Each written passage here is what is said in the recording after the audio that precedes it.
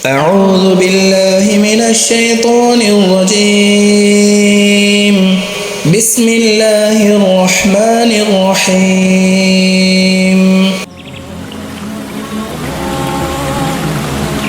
عن أبي ذر رضي الله تعالى عنه أنه سمع رسول الله صلى الله عليه وآله وسلم يقول: ومن دعا رجلا بالكفر أو قال عدو الله وليس كذلك إلا حار عليه. رواه مسلم.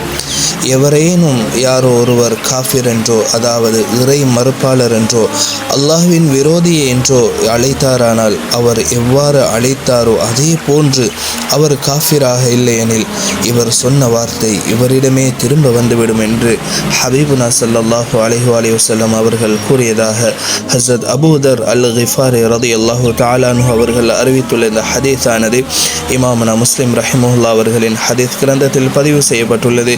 இன்று புதன்கிழமை பிறை 20 துல்காதா மாதம் ஹிஜ்ரி 1445.